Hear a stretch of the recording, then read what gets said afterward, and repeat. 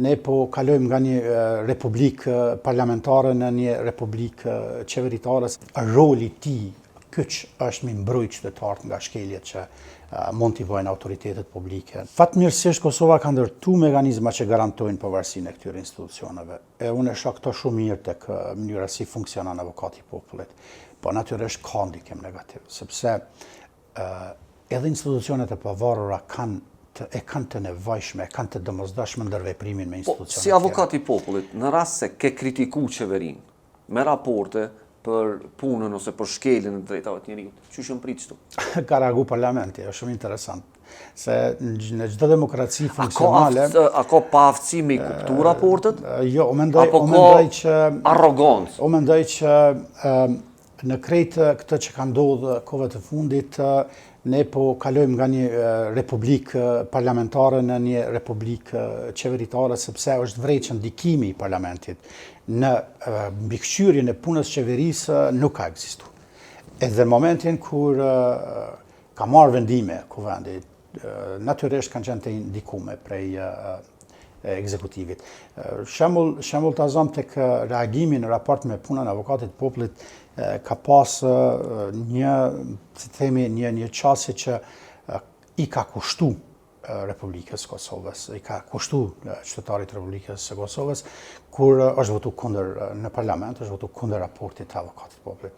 Unë e kam spjegu disa herë, po e konsideroj që është e nevojshme me spjegu sa herë jam në media, sepse nuk ka të bëjë me aspekte personale të qenurit avokati i popullit Naim Qelaj. Ka të bëjmë me respektimin e një institucioni që është kushtetues, që roli i tij kyç është mi mbrojtë qytetarët nga shkeljet që mund t'i bëjnë autoritetet publike në raport me ta. Dhe e çuditshme është që raporti i vitit 2022 i avokatit e popullit mbi gjendjen e drejtave të njerijut në Kosovë, ku unë kam pasqyruar të gjitha shqetësimet që unë i kam ngritë për atë vit në raport me respektimin e drejtave të njerijut, është vendosur në votim në vitin 2024, me 23 maj 2024. Pra pas një vit me vonesë, një vit e gjysmë me vonesë. Për apostrohoj këtë fakt. Raporti ka kaluar në 3 komisione parlamentare. Komisioni më i rëndësishëm është Komisioni për Drejtat e Njerijut. Nuk kam pas asnjë koment negativ. Është pranuar dhe është vlerësuar raporti nga ky komision, ku marrin pjesë gjitha partitë politike. Është votu dhe është propozu Kuvendit për miratim, për votim, duke konstatuar që raporti është në soza të pranueshmërisë i rregull dhe si i tillë është duhet të aprovohet në Kuvend. Komisioni financiar nuk e ka gjetur asnjë vërejtje të vetme, auditori nuk ka gjetur asnjë vërejtje të vetme. Domethënë, institucioni ka preformuar dhe ka qenë ndër institucione që dash të jetë shembull, edhe të merr komplimente e merit për punën që e ka bërë. Dhe momentin kur unë e prezantoj raportin në Kuvendin e Republikës Kosovës, paraqes një varg shqetësimesh e problemesh që i kanë sot qytetarët e vendit. Si për shembull, cilat probleme?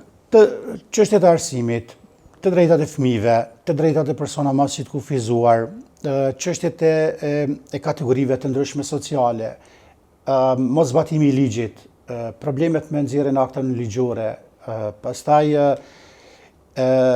problemet në aspektin e mbrojtjes gjyqësore të drejtave, zvarritjet e procedurave gjyqësore, problemet me legjislacionin, ku parlamenti aprovon ligje të cilat janë kundërshtim me frymën e qëndrimeve të gjykatës kushtetuese.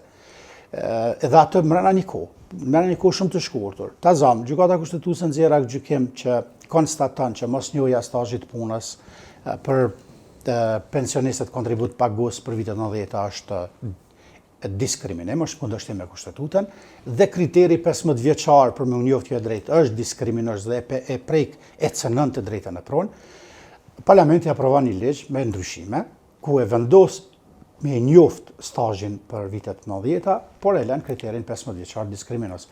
E shumë probleme tjera, dhe në fund unë kërkoj nga parlamenti që me ndryshu rregullorën e Kuvendit në raport me raportin e avokatit të popullit, mos me ju nënshtru procedurës votimit, sepse nuk ka asnjë efekt. Raporti qëndron aty, raporti është publik, raporti paraqet fjalët dhe shqetësimet e hallet e qytetarëve. Dhe nëse ju nuk doni me I dëgju këto hallë shqetësime, është tjetër. Edhe një studim edhe vlerësim profesional për ato probleme. Absolutisht. Dhe asë një koment demantus nuk kam për atë që kam paraqit në raport. Është pranu përgjithsisht, edhe kritikat në raport me kuvendin, edhe me që e fola për legjislacionin, edhe votojnë kundër raportit.